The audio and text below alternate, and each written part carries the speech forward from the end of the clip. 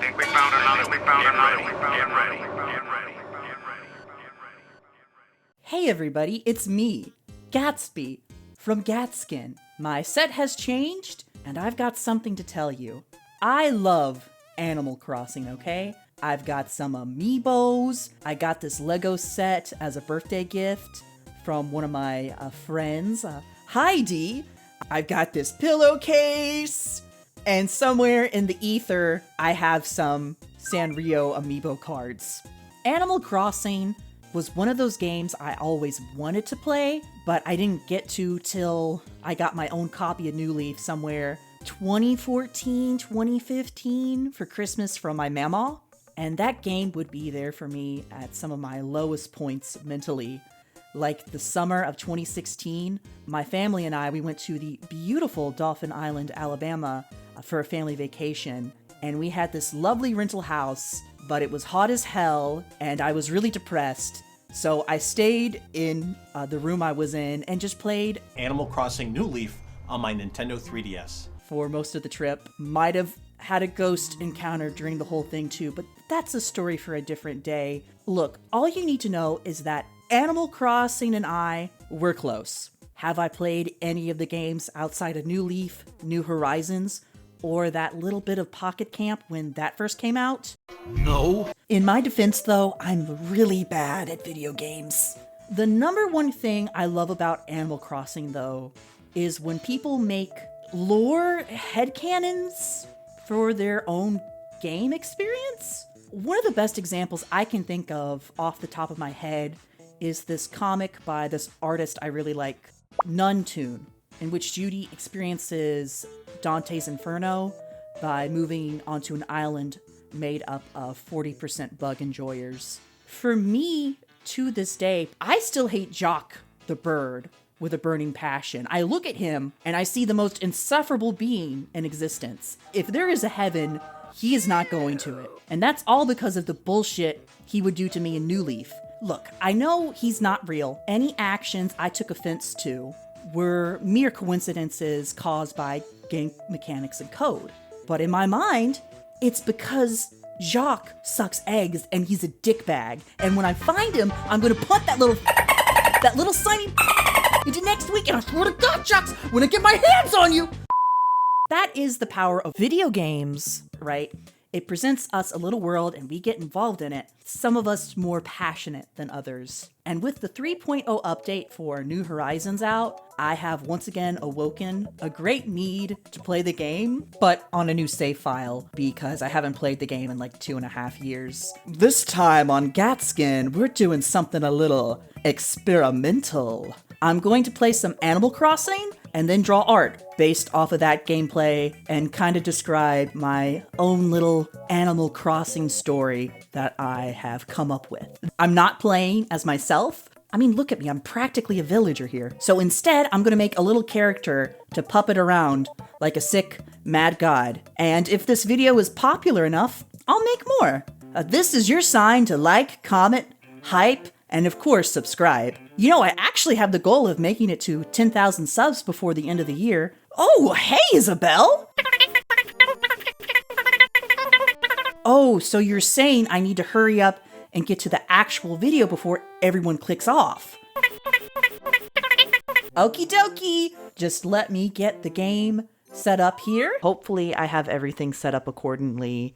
If there's any little freaky noises at any point during this, we will learn to live with it. Good afternoon. We're so excited to have you here.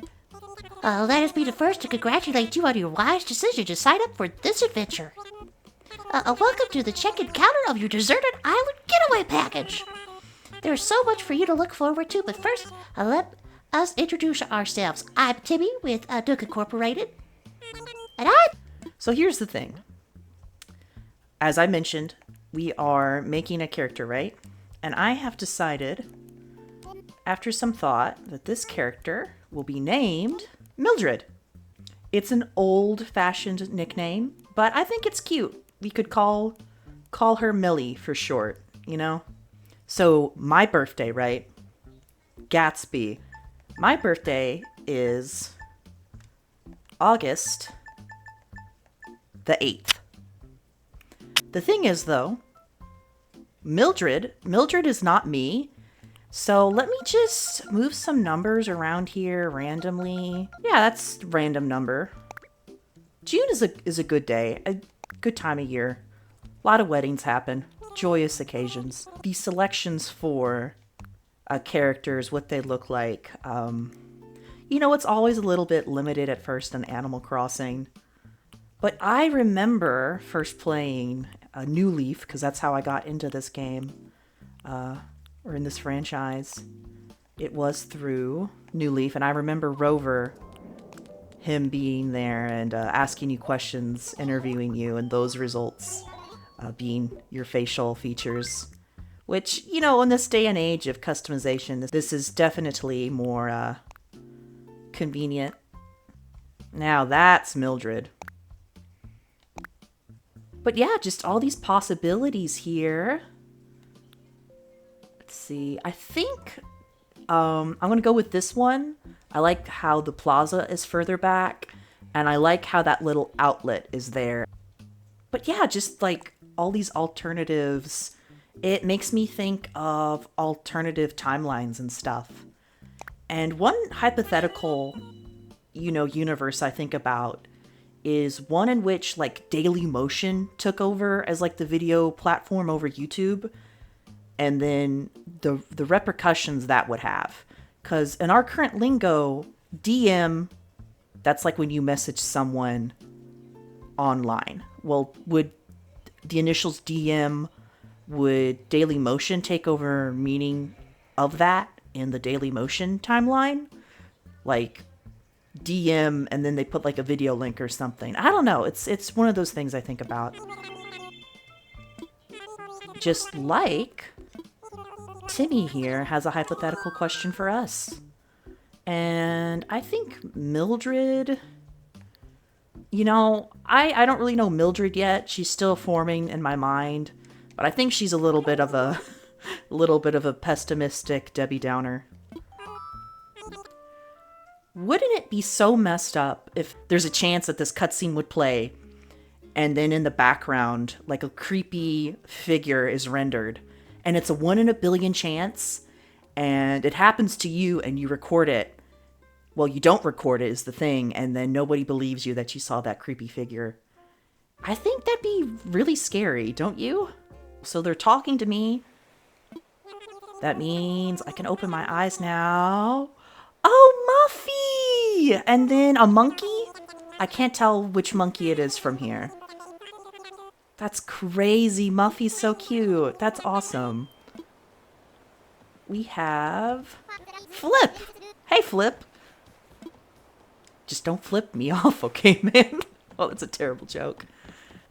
I have such a terrible voice for Tom Nook. Let's do this. Oh, God. Yes. Hello, everyone. It is me, Tom Nook. How is everybody today? Okay, sorry, I had a phone call there. Oh, what was Tom Nook saying? What were you saying, Mr. Nook? You know, just about how much I love this island, and I love that you will all make me lots of money, so I can get Timmy and Tommy to college. This is what this all is for, is to make them enough money to get them into somewhere really fancy like Harvard. In the meantime, everybody, I need you to take your tent and place it on the island, preferably not in any of the oil reserves, because I still gotta like make land claims to those. I need the monies. Oh yeah, shoot. Yeah, you know, I got distracted by the mention of oil. That's a little concerning.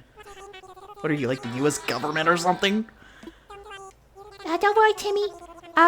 It's me, Timmy. Why am I talking to I like talking to myself. Yep, this recording is a nightmare. Let's see what Tommy says. Oh my gosh, you're actually talking to me. Let's see, there was a specific spot. Yes, it's not as big as I would have liked, but we might be able to make something work here. See, that there's plenty of room there. Come on. Yeah, this'll do. That's about as good as I can get it.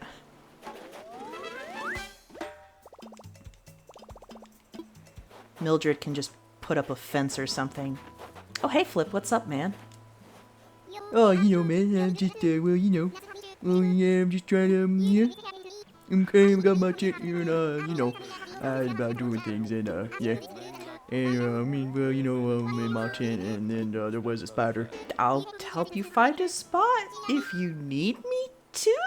Oh, yeah, sure, man, that sounds real cool. And, this is like the time in 95 when I was, broken down by the, edge of the desert and then there was this guy. Oh, here you go. Thanks, Flip. Let's see, where would Flip live if he decided to live here? Well, he did decide to live here. What am I talking about? That's why we're in this situation in the first place. Well, Mildred has established she doesn't like people. She's like, ew, people? I did this to be alone. Oh yeah, that's perfect.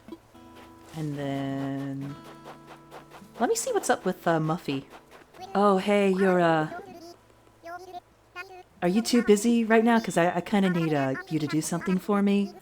I kind of don't want to deal with this tent right now. It's a little, it's making me real mad. So how about you just take this from me, and you take care of it. This is your job now. A few moments later. Yeah, right here looks good. I don't know why I like putting them by the rivers, but to each their own. Welcome back, everybody. So bad news. We've made a miscalculation. As you know, we're in a frozen island, and it turns out on a frozen island, you could die of hypothermia. So if we don't all get our act together and gather supplies, we're going to die. And I don't want to do that, because then I'd have to, do some drastic things for my boys.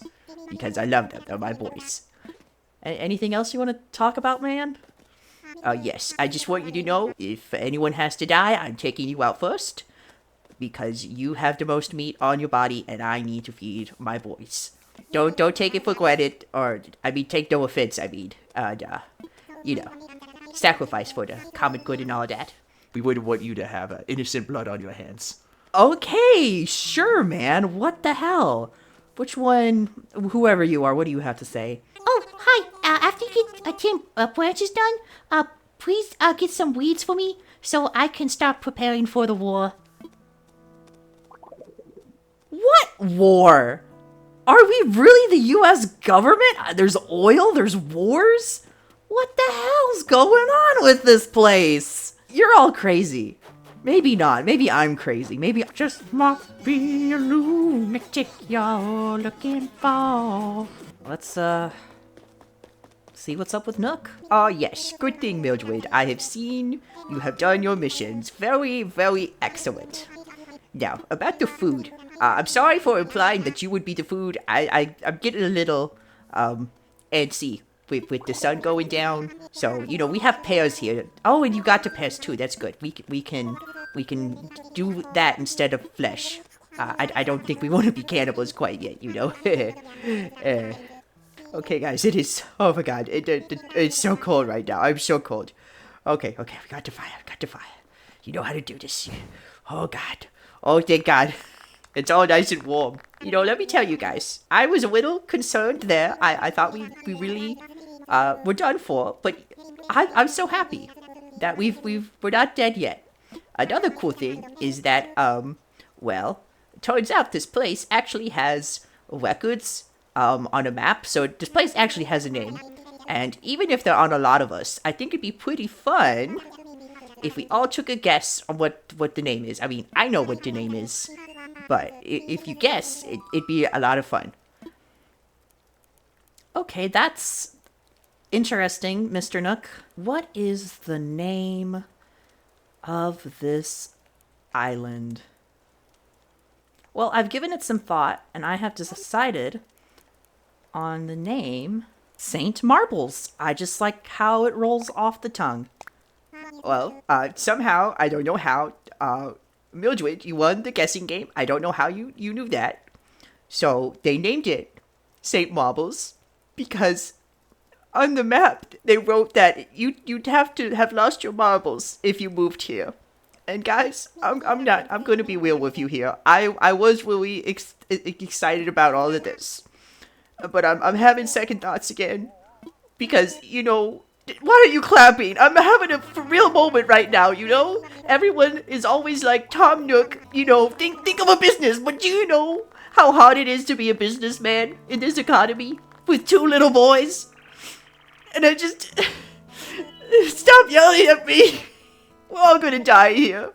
We're all gonna die tonight in a frozen wasteland. You think this fire's gonna last us this long? I knew all my crimes as a businessman would catch up to me. We're all gonna die. I just need some vodka to get this out of my system. We're so screwed. We're screwed. We're all terribly screwed. Oh God.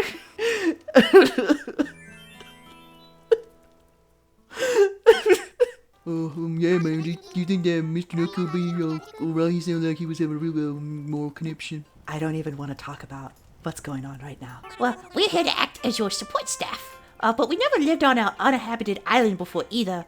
But, Mr. Nook says we're gonna die tonight in our sleep, so we might not even have to worry about that. Oh my God. Okay, Mr. Nook.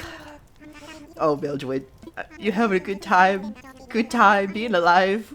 We'll keep the fire burning till the last ever. We are Saint Bubbles. We carry the flame before we're frozen to death. Oh my God, I'll go to bed if I get you to stop singing, man, please. Okay, good night. Here's a little gift. I didn't wrap it myself. I forgot to bring wrapping paper. I think it's gonna come on a later shipment that we'll probably never get. Because, we'll be frozen. Why did I do this? I miss my wife. I never even had a wife. Or a husband. I'm bisexual, by the way. Oh wow, I didn't know he was bisexual. Anyways, I need to get out of here. Well, good night, cruel world? Whatever, I'm going to bed.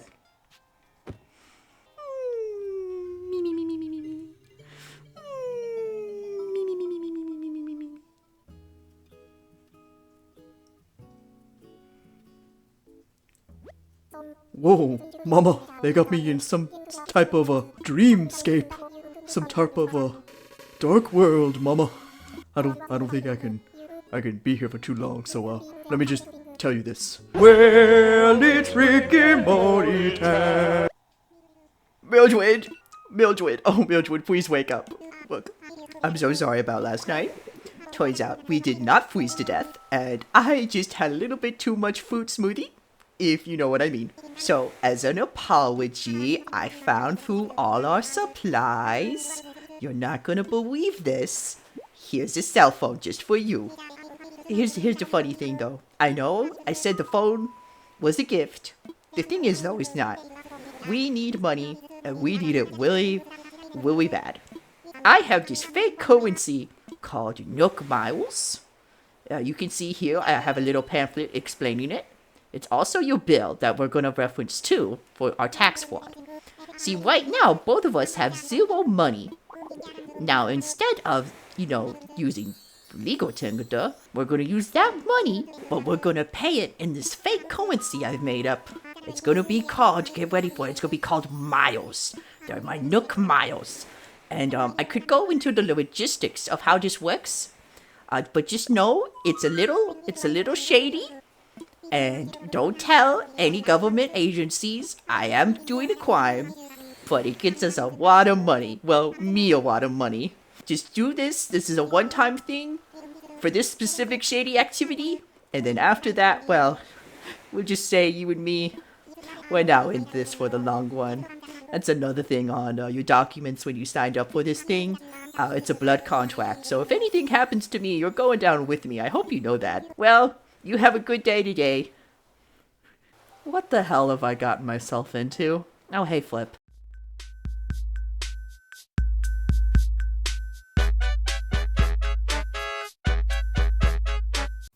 It's really funny. It wasn't till after I did everything that I realized I do not like the name Mildred for our little villager main player character, because I have so many characters whose names start with the letter M.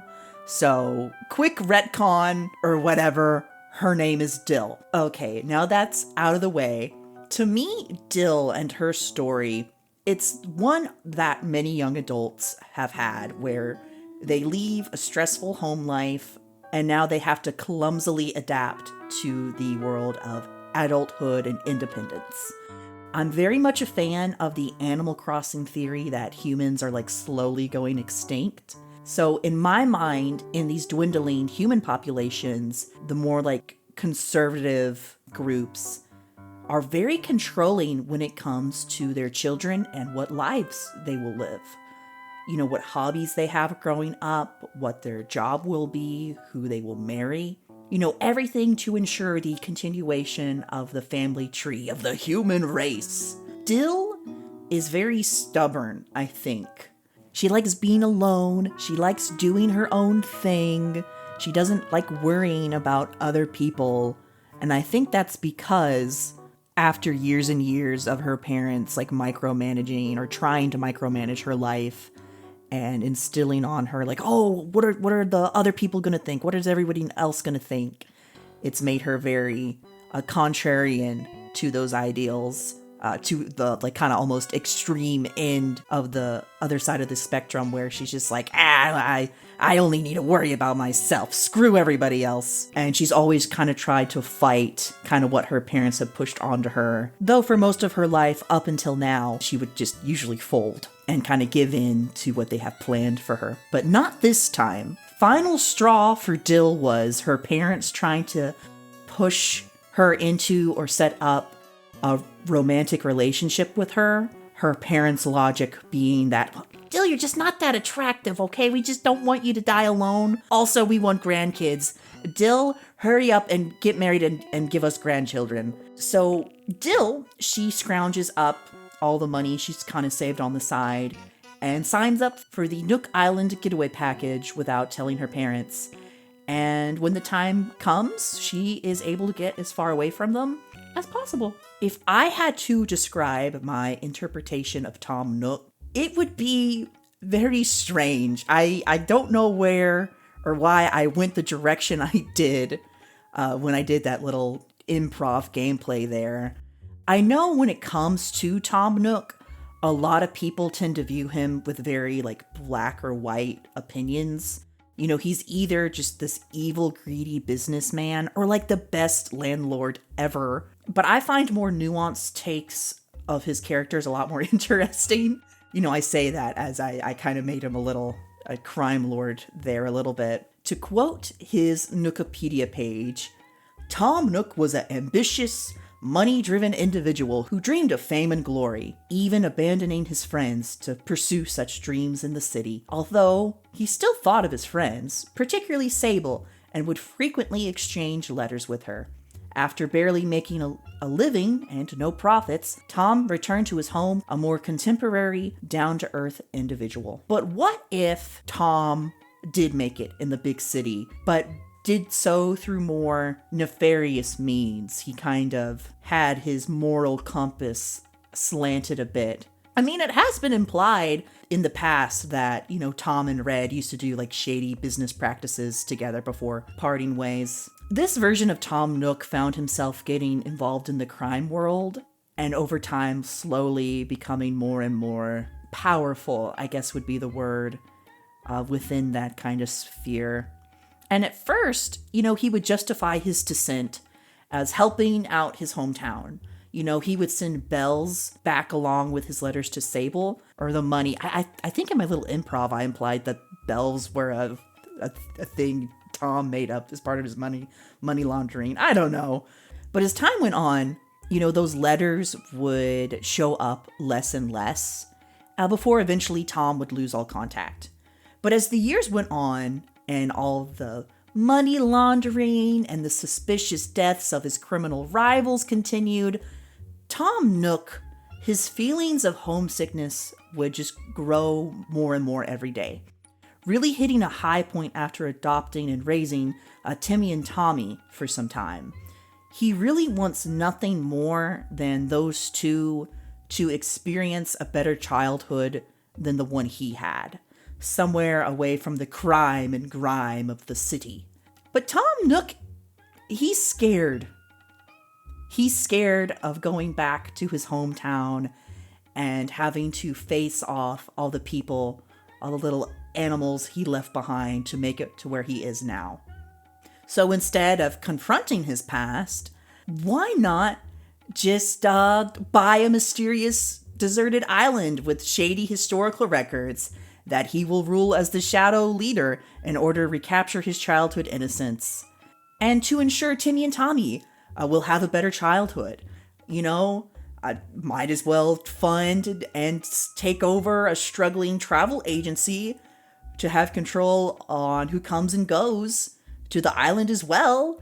Oh yeah, it's gonna be great. This island, oh man, it's gonna be awesome. Or at least that's what he tells himself. I think years and years of going after maximum profits, the island of St. Marbles will still end up becoming like his next big business adventure.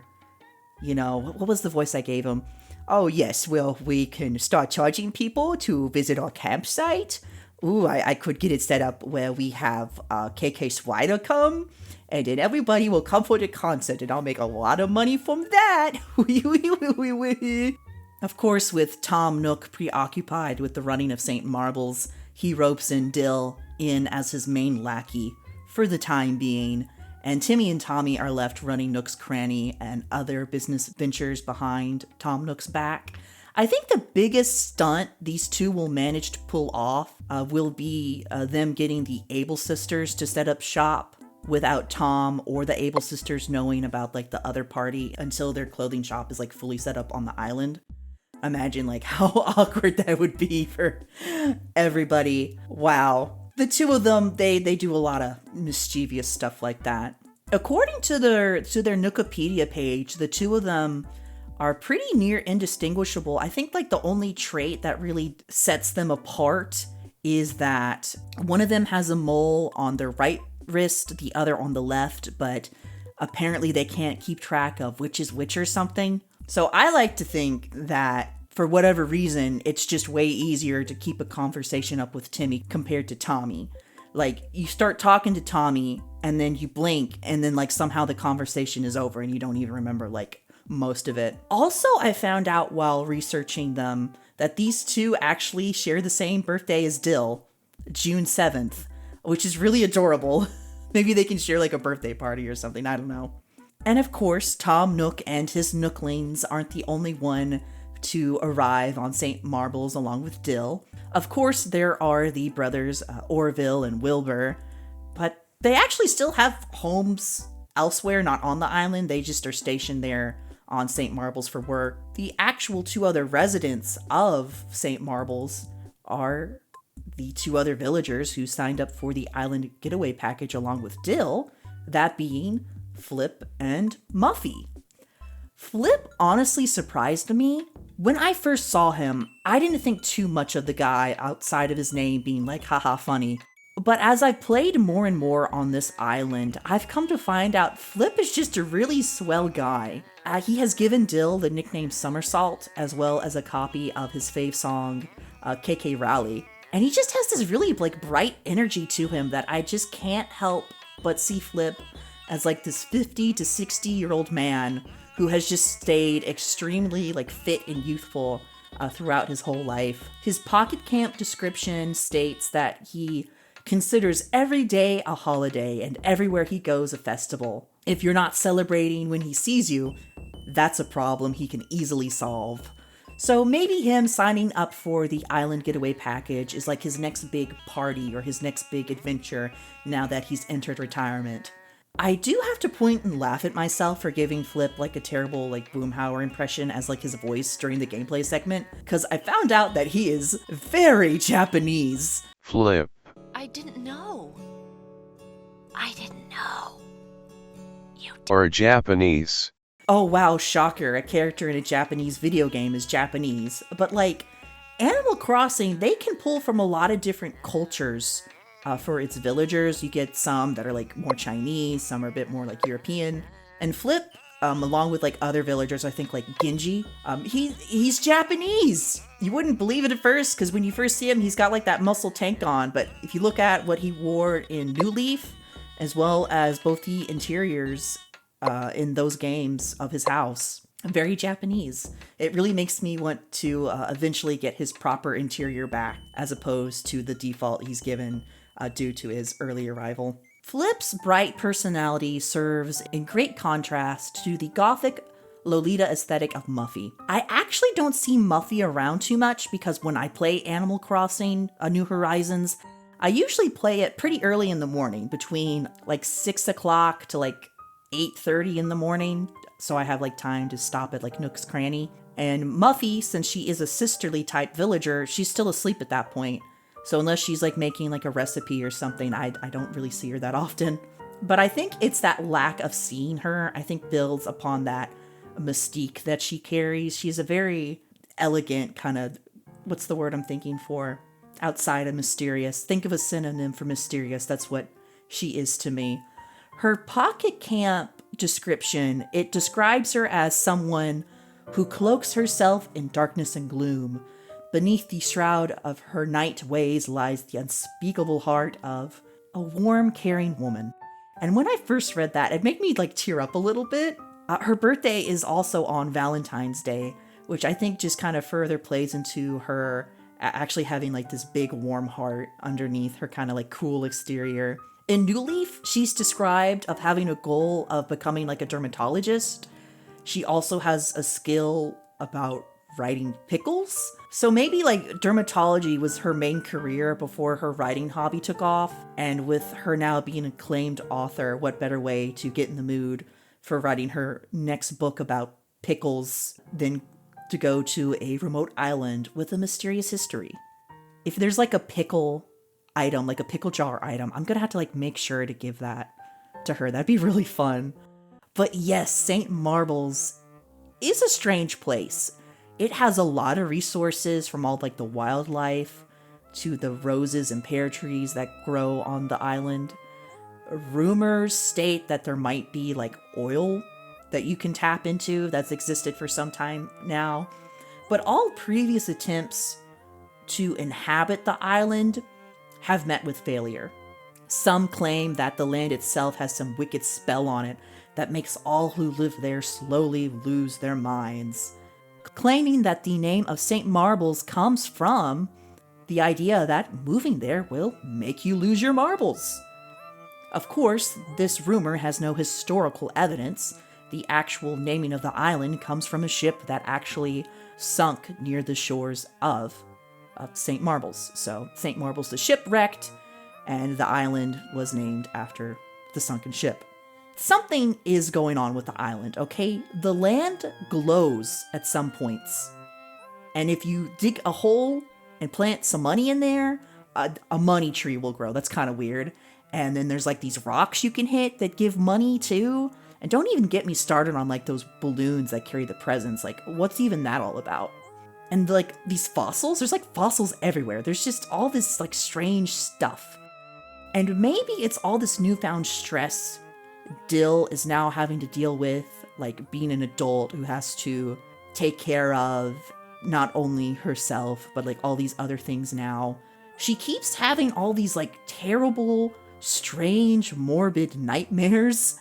It started off actually not that bad. When she first fell asleep, her first time in her tent, there was that kind of like surreal dream with the famous musician KK Slider. But after that, they just keep getting like worse and worse. Like the sky is red, the land around her is dry and barren, and the heads of like all these like people she's met so far on the island will just poke out of the ground and like blame her for everything. Hopefully these are just stress dreams and not a sign of things to come.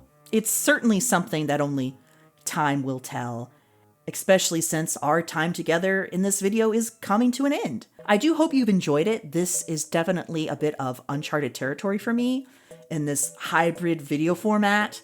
If this video gets enough traction, I'll make some more videos about the adventures of Dill on the island of St. Marbles. Maybe we can go into her interior design career that she gets somehow. Or maybe I could apply this format to other similar games. I can think of a certain game coming out soon that I would absolutely love to do something like this with. It'd be a real dream. I'd be living the dream with it, you could say. Wink, wink, nudge, nudge. But until next time, this is Gatsby from Gatskin, signing out.